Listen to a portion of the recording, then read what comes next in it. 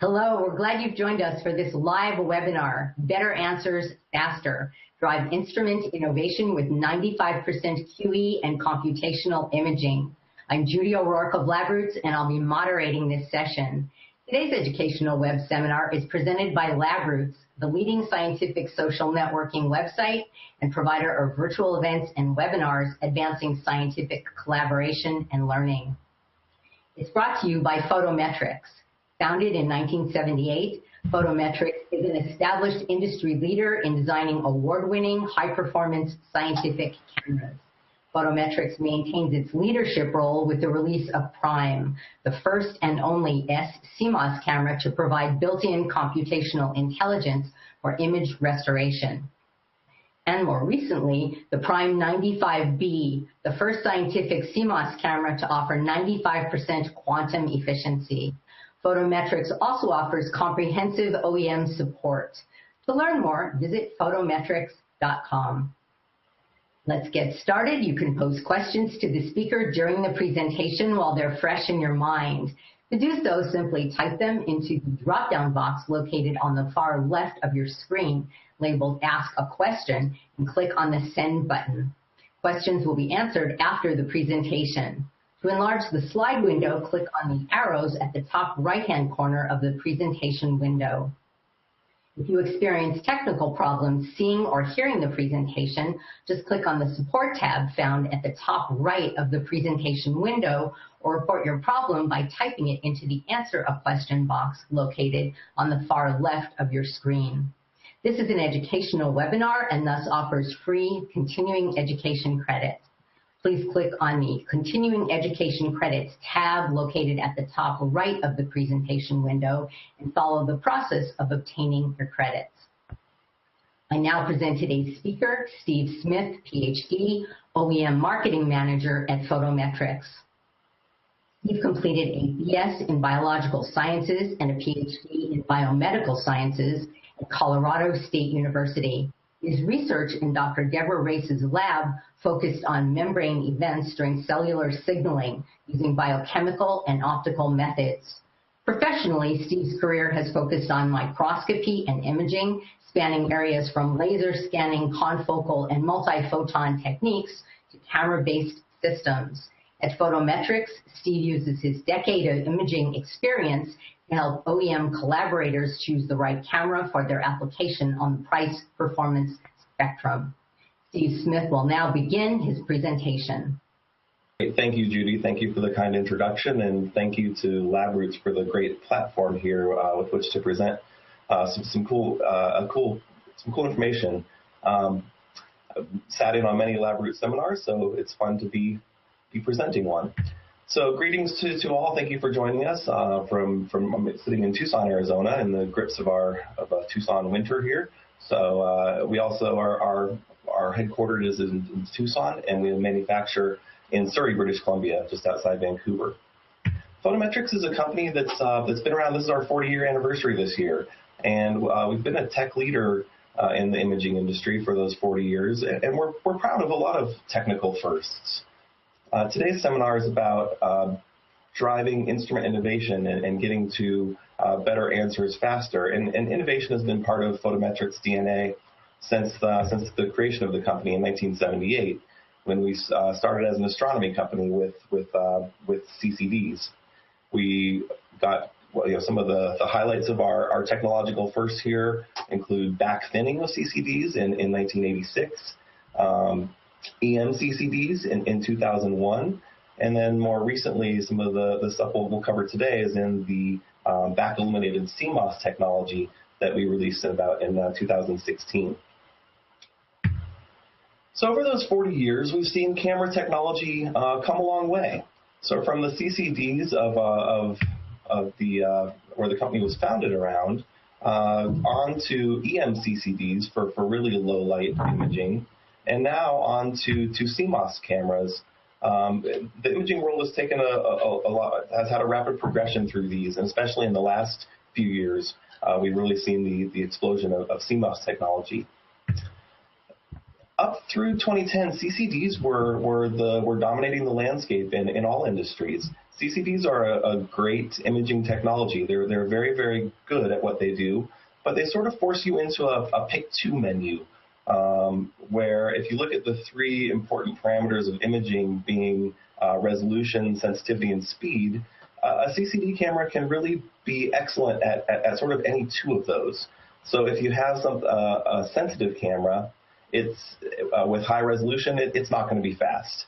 And if you need to go fast and you have the sensitive camera, it's not going to have many pixels you're going to have. That's why we had the 128 and the 512 by 512 sort of arrays back in the day for going fast. So you sort of had to live with two parameters you were interested in for creating your imaging system. This was pretty good, though. This carried the scientific industry for a lot of years and was really nice for fixed cell imaging, for a lot of live cell work. And then along came CMOS. We say around here, CMOS has eaten the world. And you can see the rise of CMOS, since its introduction. This is a graph that comes out of the consumer market. So the scientific market is about 1 to 2 years behind this. But you can see the rapid adoption and proliferation of CMOS cameras over the last few years. Why? Why was CMOS so compelling? It really gave you a nice blend of all of these. So CMOS has become so popular, has become a staple in the scientific and consumer world because it really gives you a nice blend. They're big chips. You get the resolution. They're large sensors. They're extremely fast. And they've come a long way in the noise performance. The sensitivity was slightly improved in the early going. We'll get back to that in a bit.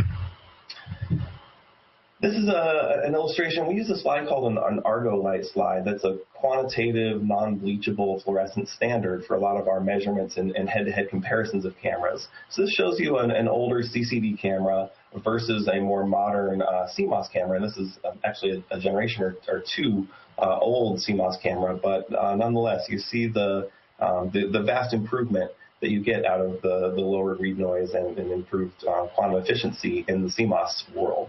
So this is why CMOS has eaten the world. That sensitivity bit I mentioned has come a long way very rapidly as well. So we've seen that QE come up in the CMOS world, in the CMOS cameras from 55 to 72 as they removed a transistor that was in the pixel design. So that was a big advance in sensitivity. They went to a gapless microlens design that got another 10% boost in QE. So as you'll see, existing CMOS technology, and if you've been following the camera world, camera companies tout this QE as a cornerstone parameter of the camera and of the imaging performance of the system. So, this is kind of the reasoning behind some of these jumps. So the gapless microlenses got you another 10%. And you see that we're really stretching that sensitivity piece, where we're now, we have the high resolution, we have the high speed sensors, and now we're pushing that sensitivity. The gold standard in sensitivity has always been EMCCDs. When you really need to dig down in the dirt and get down into the low signal levels, that 95% QE that's been a staple in the EMCCD cameras is still sort of has been the gold standard. I'll try to convince you that is now gone to back-illuminated CMOS. So, driving instrument innovation. Our company is focused in two worlds. We're focused as a scientific group, and we serve the research community through that. And we're extremely focused as an OEM organization, working with partners and in creating and supplying a camera as a component to instruments that helps drive your instruments to be better. And that's the focus of today's talk is sort of the instrument innovation and the OEM side of our business. So with this 95% QE sensor, what do we mean by, where does the instrument innovation come in?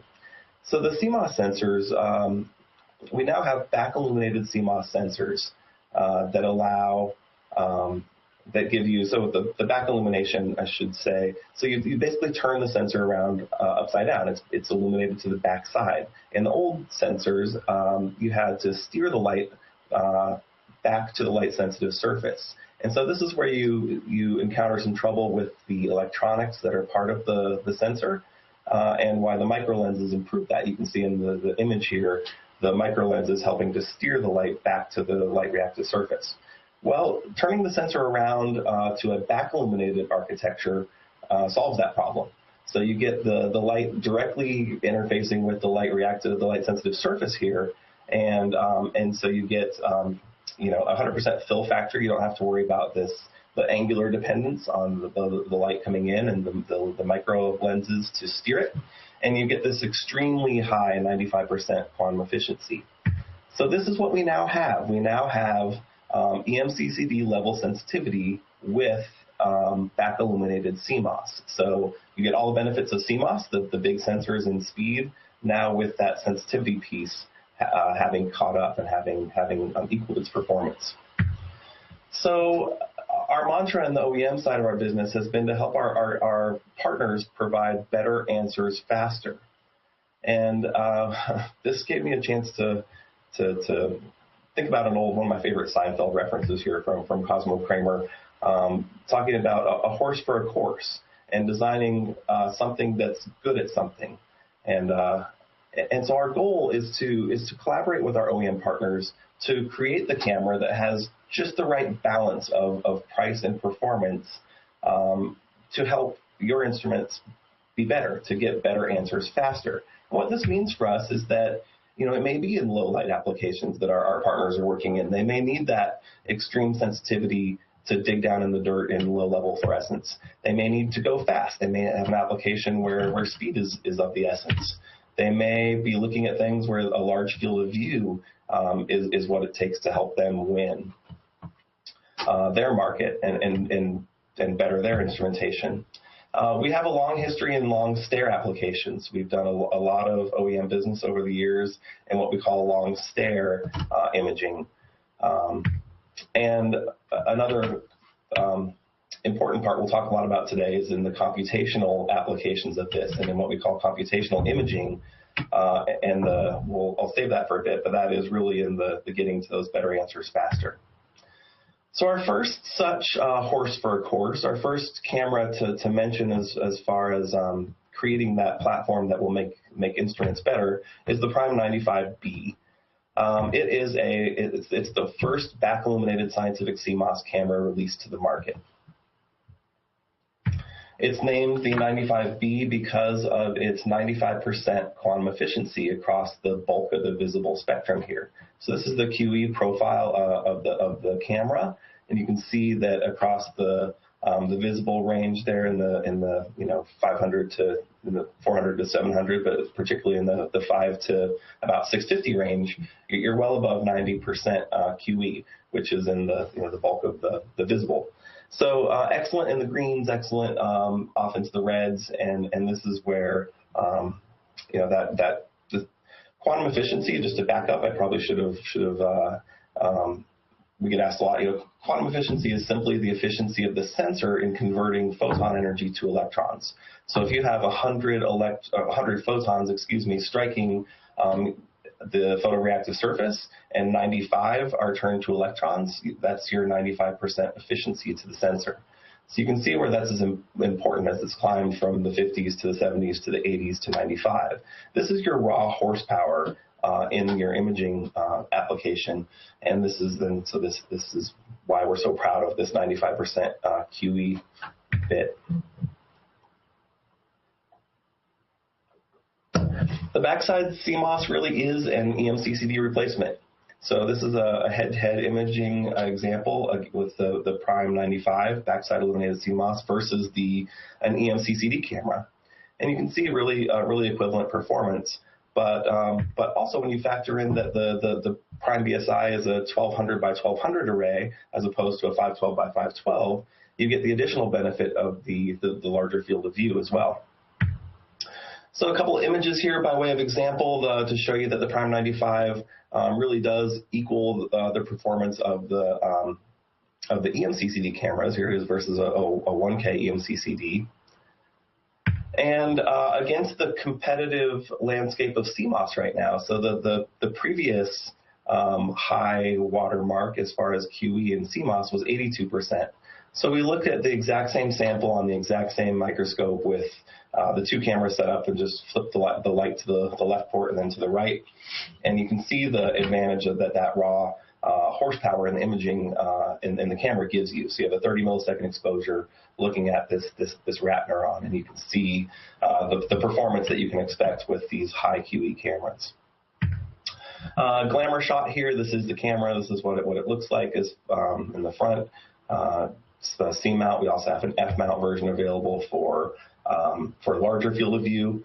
It's got air and water cooling options. It's a very nice, robust camera. Also would like to mention that we use a Gen 2 4-lane PCI interface. So our cameras speak essentially directly to motherboard. They use a non-proprietary PCIe card. We don't use a frame grabber. We've heard from many OEM partners that the frame grabber piece introduces an extra layer of drivers and sometimes communication issues to work through. So we've gone around the frame grabber. We speak directly to the motherboard via PCIe bus and can transfer data extremely fast. And we also use USB 3 interfaces for those if that's preferred for our OEM partners. Following the 95B, we released another 95% QE sensor camera called the Prime BSI. It's another back-illuminated scientific CMOS, but this time with 6.5 micron pixels. I skipped through it, but the Prime 95B is an 11 micron pixel, so it's a bigger pixel. I'll show you the importance of that in a second here. But 6.5 micron pixels and an electron and change 1.1 electrons read noise. It's a dynamite camera. So same story here. It's the back-illuminated CMOS, 95% QE. But here, this time with the smaller pixel size. So the 6.5 by 6.5 micron pixel has been an extremely popular pixel size in the scientific imaging world because of this, the idea of spatially sampling your sample by achieving Nyquist imaging criteria. So Nyquist states that you'd like to have 2 units of resolution for every, or two sampling units for every 1 unit of resolution. So you'd like to have 2 pixels for every 1 resolvable unit. And so you can see that the Prime 95B with its 11 micron pixels maps very well to a high mag objective like 100x or 150x. The 60x objective is extremely widely used in the biomedical sciences, and so the Prime BSI with the 6.5 micron pixels is a really nice addition to the BSI 95% QE lineup because of that match to the 60x objective. Showing the QE curve here of the Prime 95B against the 72% and 82% cameras. So again, you see that big advantage there. But maybe more interesting to look at it on a real sample. So we looked at a ginkgo biloba stem sample with all of our cameras and then put a line across it and looked at the line plot. So you see the intensities here across the cameras. The Prime BSI is up above as expected. Maybe the interesting bit of data on this slide is that as we've tested this over and over, the 72% version of CMOS and the 82% version perform pretty similarly. So you don't get the expected benefit from the 82%. We believe it's a different microlens design here with the gapless microlenses, and so you don't see quite as much advantage to the 82% as we might have expected. But you sure see that 95% perform nicely against the ginkgo sample there. That's another illustration of that. So the Prime BSI with the 95% QE against the 82% generation of current CMOS cameras. The Prime BSI is a 2K by 2K array. It's a 2048 by 2048, as are the competitive cameras. One last slide on the BSI. Another really interesting advantage that we've developed with these cameras is that there's a common the existing cameras experience, when you look at 100 frame average, you can see this fixed pattern noise fairly clearly in the image. So you see the striations to the image on the left.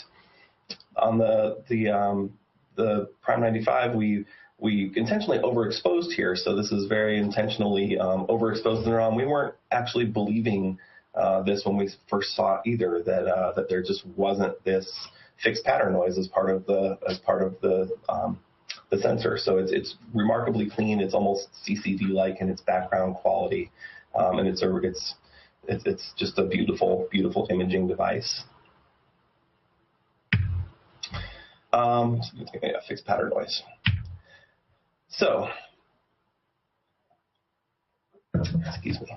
To the idea of better answers faster, there's some really fun stuff to talk about. I've hopefully convinced you now about the advantage of 95% QE and extremely high sensitivity in the sensors. There's obvious advantage to raw imaging horsepower. But in getting to the better answers faster, what does that give you from an OEM partner? Why is this compelling enough to think about redesigning your instrument or including us in your next generation instrument? So as you have this high QE, you can use shorter exposure times and increase your throughput. The shorter exposure times also means healthier cells, so you're less photobleaching and less phototoxicity. And if you have higher throughput in an instrument with healthier cells, this is innovative for our partners. This is compelling. This is an instrument that has something that the competitive instruments cannot. So when you look at something like a high throughput screening application, as kind of demonstrated here, they're screening potential drug compounds. And they're using imaging. They're using cell morphology and screening wells against potential drug compounds. I think it was a LabRoots webinar I listened to one day, and they said there were 60 billion unscreened drug compounds, kind of mind-boggling. So this world of screening is a very important industrial application. And so as you can do this more quickly and with healthier cells, this is good for our high content, high throughput screening partners. We're going to take a detour into the world of computational imaging, and so it's a good time to introduce what that means to us. Computational imaging is a big, broad term that's a little bit buzzy right now, and it can mean a lot of things to different people. What it means for us is that it gives you a space. The computational imaging space is something that we can provide our OEM partners that allows you to deploy IP. To add some secret sauce to your instruments and help differentiate our partners' instruments from their competitors. So and it's interesting, as a camera company, it's funny to say, but we care less and less about images, about pretty pictures. Our scientific group, I should say, our scientific group takes beautiful images and pretty pictures. On the OEM side, we're all about getting to answers. We're interested in creating actionable data and helping your instrument spit out answers faster. So it's not always about images. And don't expect us to say that as a camera company. But it's out in the world as well. And if you look at the broader tech world and medical industries, you'll see that what's happening out there in the world is that real-time data processing is driving decisions. You look at the sensors that are part of self-driving cars. They're not about streaming images or taking movies or documenting. They're about actionable data and helping you not hit the car in front of you, or helping your robot driver not hit the car in front of it. So it's a different world, and it's something that we are absolutely committed to pushing on the scientific instrumentation front. Is helping to drive that data processing, driving decisions, getting answers, and that's sort of our tagline of better answers faster. This is a big part of that. To illustrate that, just to back up into my, as Judy mentioned, I'm a biomedical scientist, and I'm not an FPGA engineer. All the times I wish I was. But to back up into a more biological analogy to that, let's tell you quickly about chemotherapy.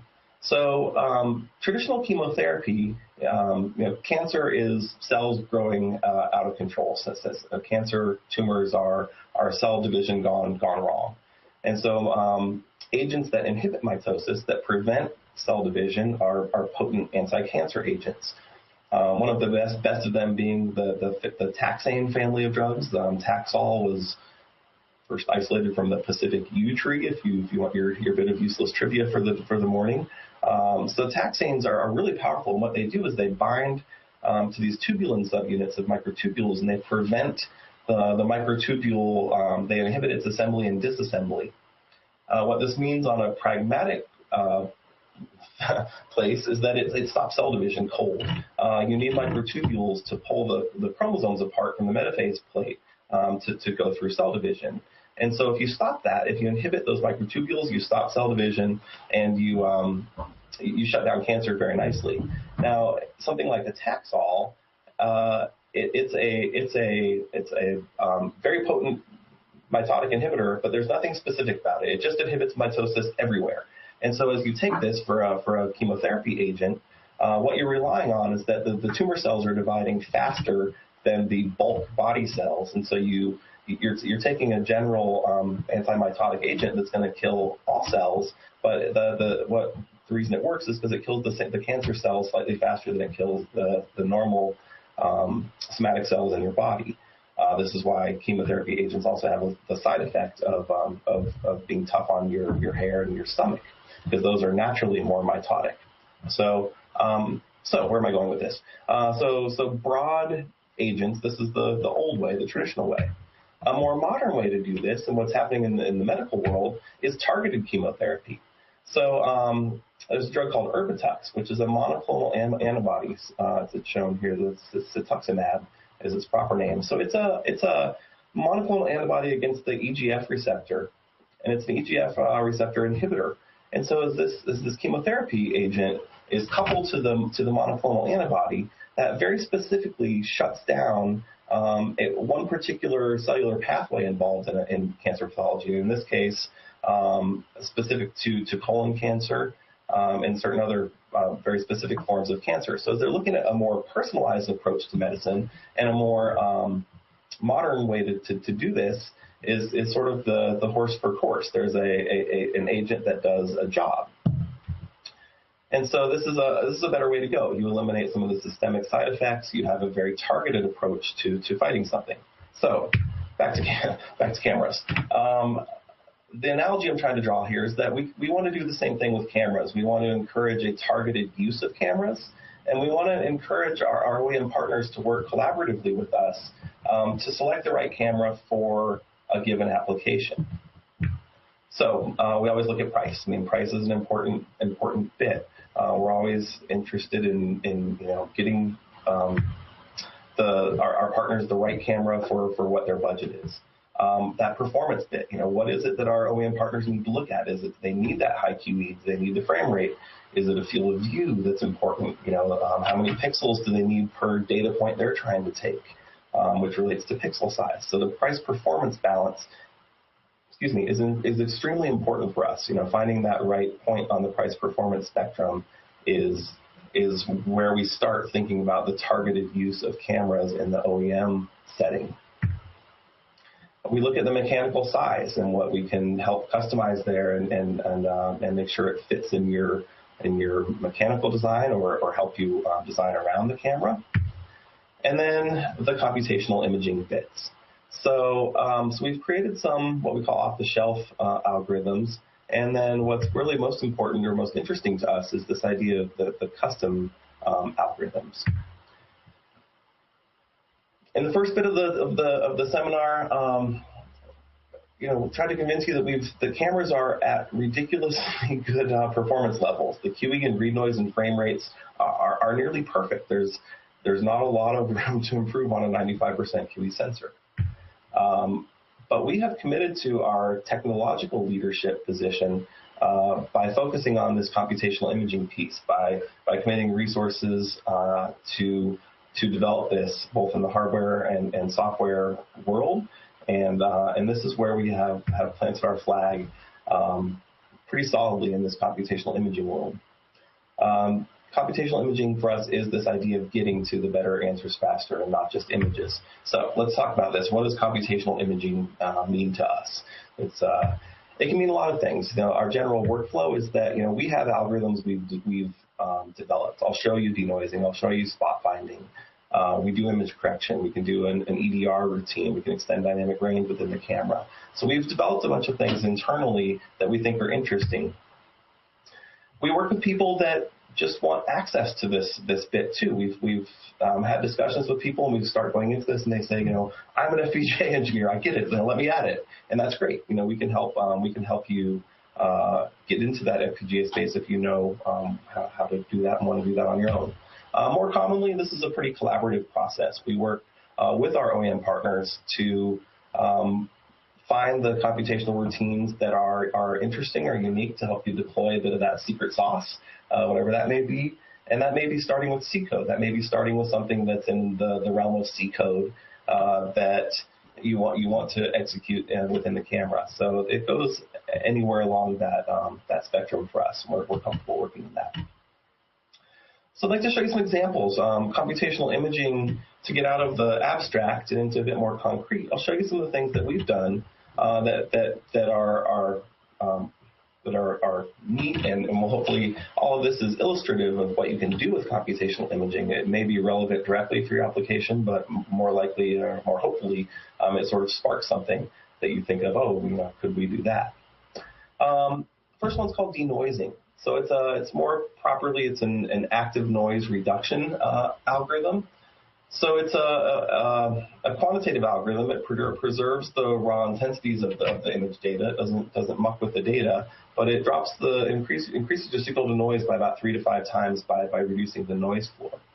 This is what this looks like. If you look at a particular image, same camera, same exposure time, same everything. The only difference between the image on the left and the image on the right is this application of the math. We turned on the math engine, and you can see what that does to the profile of the line profile here. You get this nice reduction in the noise. You get a quieting, the yellow line superimposed. You can see the signal doesn't change. The signal intensity remains the same, but by dropping that noise floor out, you get a nice improvement in the image quality. Denoise works really well for structural features. I should have mentioned it's a moving patch-based algorithm. So the way denoising works is it scans the image in 2 or 3 passes of increasing patch size, and it looks for areas of structural similarity. It says this is probably an actin filament or this is probably not, and uses that to subtract out the noise. So it works really well for structural things. But what about something more low mag? As we talk with some of our partners about this, they say, well, how about field of cells? What would it do for that? Well, it works rather nicely. So for low mag cells, you can see pre-denoising on the left and post-denoising on the right. It works rather nicely. You get a nice improvement in the background and the image quality. Another one we taught it to do, particle tracking. So we took the FPGA, and again, a couple slides too late, but better late than never. FPGAs are essential in cameras. So FPGA is necessary to run the sensor. FPGAs control the pixel clocks. They control the timing of the sensor. And so you need an FPGA in the camera to pipe the data through. What we do is we over-muscle that. We put about 20 times the FPGA we would need just to drive the sensor, and that gives us FPGAs are excellent computational engines, and so this gives us headroom to execute things like this, like particle tracking. So on the camera here, the FPGA is detecting the particles and then tracking them. Pretty cool algorithm here, actually. Pretty smart algorithm, because the particle can obviously move around in X, Y, but if it dips in Z, the algorithm then has to go through a predictive analysis of how many frames it can reappear on along the predicted trajectory. Try saying that. Along the predicted trajectory to assign the same track, to continue a track, or to begin a new one. So a pretty smart little algorithm here that's running entirely within the camera head on the FPGA. You can generate things like this. You can see plots, and you can see directional analysis. You can analyze your particles. We developed an algorithm for super resolution that just very simply transfers only the molecules of interest out of each frame over to the host.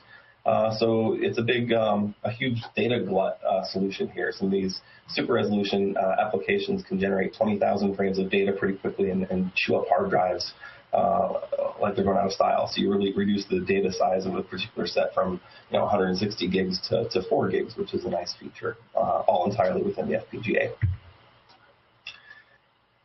So better answers faster. What does this mean to us? 95% QE cameras, though, that gets you better answers faster. We've got those. We've got this computational imaging piece that helps you get better answers faster.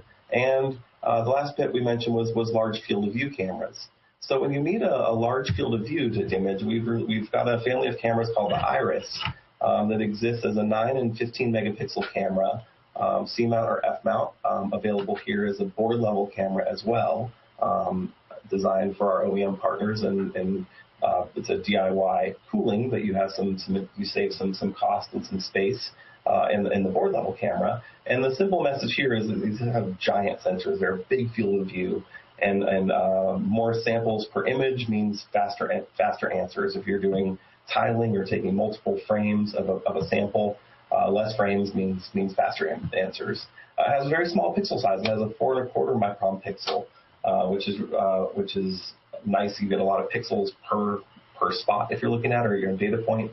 And they're a nice small form factor. So this was designed out of our OEM group to make our partners integration easy. 5K by 3K of that 4.25 micron pixel, so it's a 25 millimeter diagonal, big field of view, really nice camera. The Iris features a very broad QE profile, so fairly unique, especially as you go out into the red. It holds up to about 25-28% QE at 900 nanometers, which is really excellent. Some of the competitive cameras are proud of being 7 or 8% at 900. So nice broad QE profile across the visible and off into the red. And as we look at something like the Iris, one particular application of interest is something like a microarray, multiplexed immunoassays. So what that looks like is something like this. You have these wells, and you put samples across all the wells, and you end up with your data that comes up, and you have each well is a replicate printing of your antibodies, and your data looks something like this. You might have this species, experiment 1 react with A, B, and C, and experiment 2 react with D, and so on. And so you get data that looks like this. So computational imaging, how might we apply computational imaging to help with a job like this?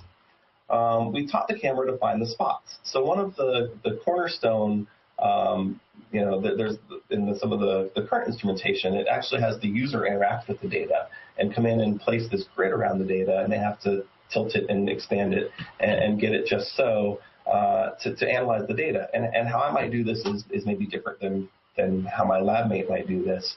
And so there's a whole book I have here on my desk that talks about the delightfulness of microarray image data analysis.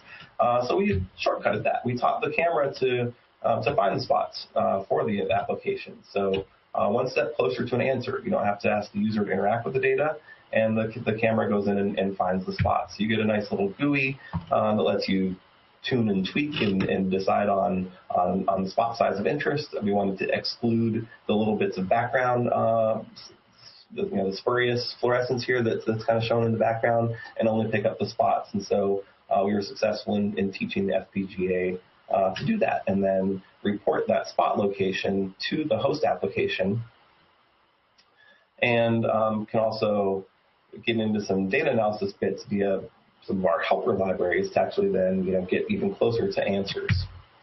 So on the Iris camera, microarrays are pretty easy. Let's try cells with that one. And this is the fun part about all this. And again, the goal in presenting all this bit about computational imaging is just an illustration of interesting things for us, and hopefully sparking something interesting new. So we talked about microarrays, and of course the first partner we visited said, "That's neat. How about cells? I have cells, not spots. Does it work?"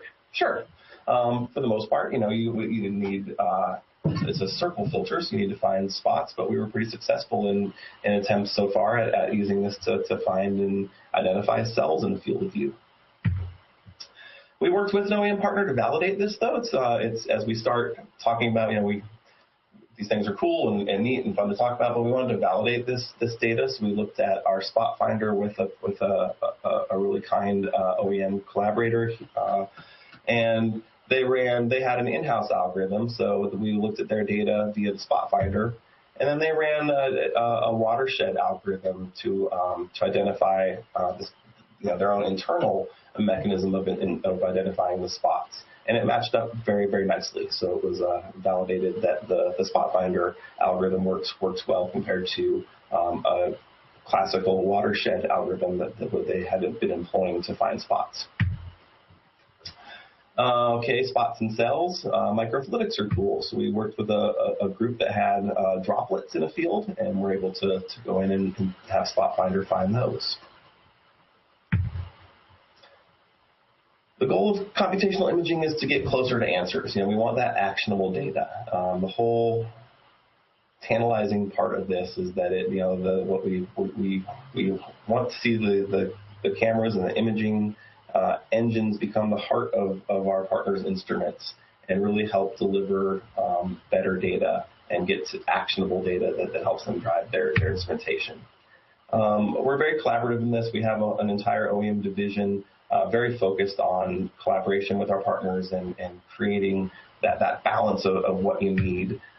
We've got the low light imaging, the low light cameras with a 95% QE.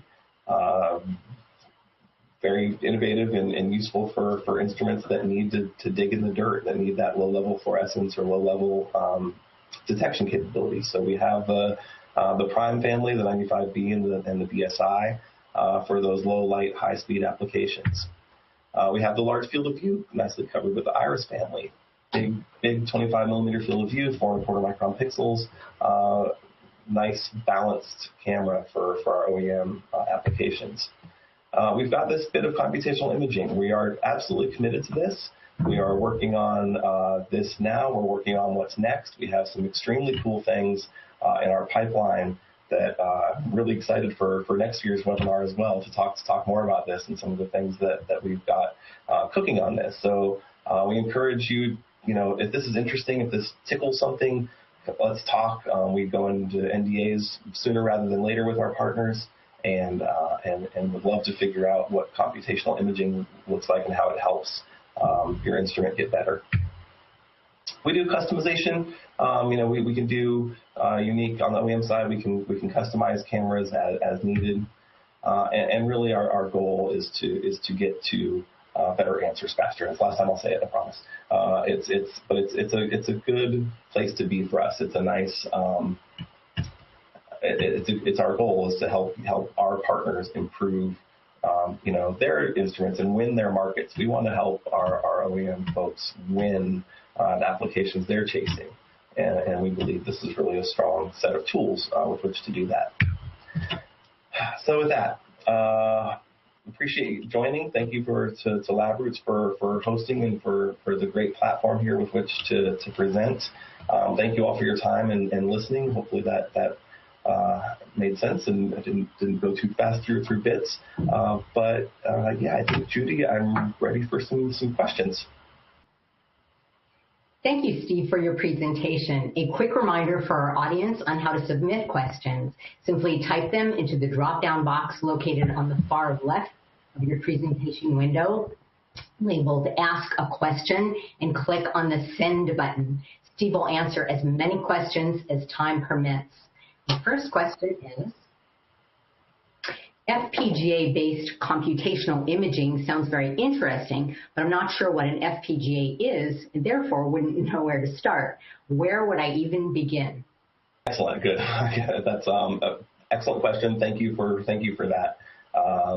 And right, I think in the excitement I may have neglected to even say what an FPGA is. So I sort of got to it later. It's called a field programmable gate array, and it's a processor chip that exists in all cameras and is necessary in cameras to control the camera, but by over-muscling it, we give it this headroom to perform these computations. It's very good at doing math. It's an excellent little math engine. So it's and having the access to the data as the data is coming from the sensor through the FPGA anyway off to the host. It gives us a really nice platform to deploy some of this computation. Now, Yeah, a really good question. Where do I start? We get to this a lot, and again, keep in mind I'm a biologist as well, so this is near and dear to my heart. Of how do you use this? How do you make this relevant for my application? It starts just from the OEM partnership. It starts as just an idea. Do you have something that you'd like to do that would help you get to an answer faster? Is there processing you're doing? Are you using only regions of an image? Is there a math that you're applying on your host machine that we might be able to bring into the camera to reduce the CPU dependence on the host side? I mentioned that we've worked with a whole, we've run the entire range, of people, of partnerships in this, and there's people that say this is super cool. I have no idea. This is the first time I've heard of an FPGA. Don't know how I would access it, but I have some code that we're doing in our host machine. What would that look like in an FPGA environment? So we can evaluate that with you. We'll look at the code. We've received C code from partners that we analyze and walk through and see what it looks like deployed in the FPGA space. We've also worked with people that, like I said, got to this point and they say, I've spent my life working in FPGAs, let me add it. And so we can kind of help hack into that with partners that are ready for that piece as well. If you want to, if you have FPGA chops internally, we can help you access that. So I think did I get the question, Judy? Was that? Yes, that was great. Thank you. Okay, here's your next one. What's next for scientific cameras? With 95% QE and low read noise, how much better will they get? Yes, right. So, tricky one, right? Tough question. How much better will they get? 95% is very close to 100.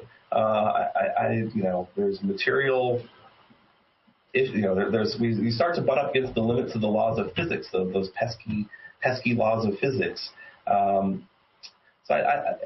how much will they get better than 95? Maybe. There may be another percent or two or 3 to improve in there. But there's still improvements in read noise. The cameras, we're never done innovating on the hardware side either. So there's always going to be improvements to the noise floor, the frame rate, and the data transfer. We've got a bunch of things we're working on the hardware side as well. However, what's next, in our opinion, is really the embracing of computational imaging in the scientific world. I sort of mentioned it in passing, but it's happening in the world around us. They are flying drones around in warehouses, not to image the inventory, but to report back to an operator that there's a problem in aisle 7. That's the kind of idea of actionable data that we see coming from computational imaging. And so that's where we see the future going. That's what we believe is next, and we are trying our best to push this into the sciences, and are absolutely committed to this as a platform for scientific imaging and for our OEM partners.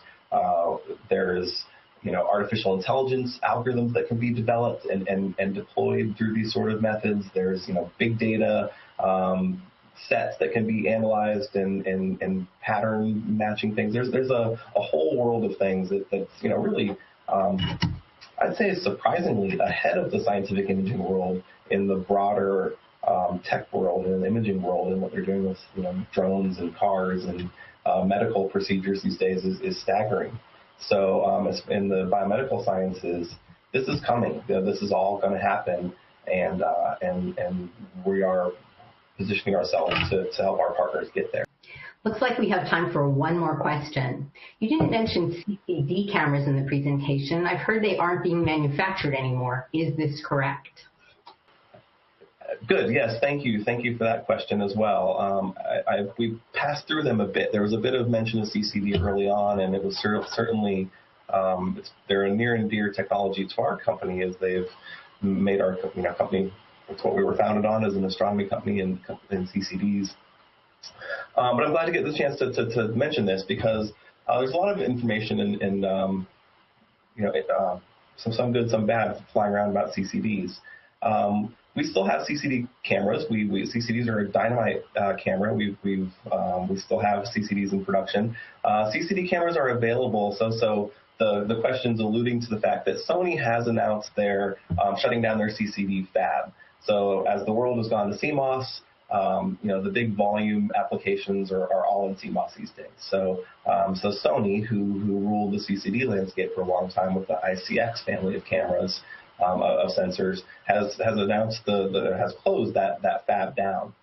They've built up a massive amount of stock, and they've asked us all for forecasts, and we have a guaranteed supply line on CCD cameras through about 2023 or thereabouts. So we have that the end is in sight. It's not an immediate CCD apocalypse, but this is correct. Your question is correct that the CCDs have announced the fabs have announced the sunsetting of CCDs, and it makes it all that much more interesting. All the CMOS bits we're talking about. So we're working with our partners, and if you're on a CCD platform now and are ready to start thinking about that bit of what's next, it's a great time to have that discussion. You've got some time in your current product lines to enjoy CCDs, and they are great.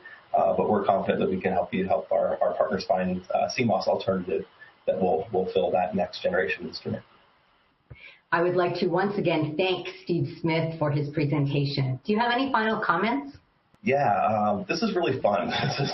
This is a really neat place to be working in, and this is a very fun discussion we have with our partners and figuring out what this looks like and what they're currently doing and what they might be able to do.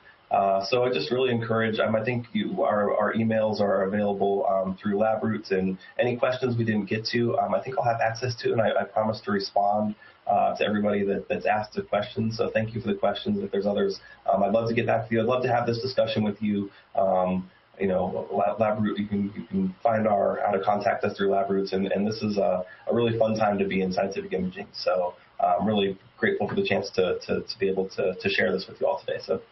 Thank you again, Steve. And I'd like to thank the audience for joining us today and for their interesting questions. And as Steve said, questions we did not have time for today will be addressed by the speaker via the contact information you provided at the time of registration. We would like to thank our sponsor, Photometrics, for underwriting today's educational webcast.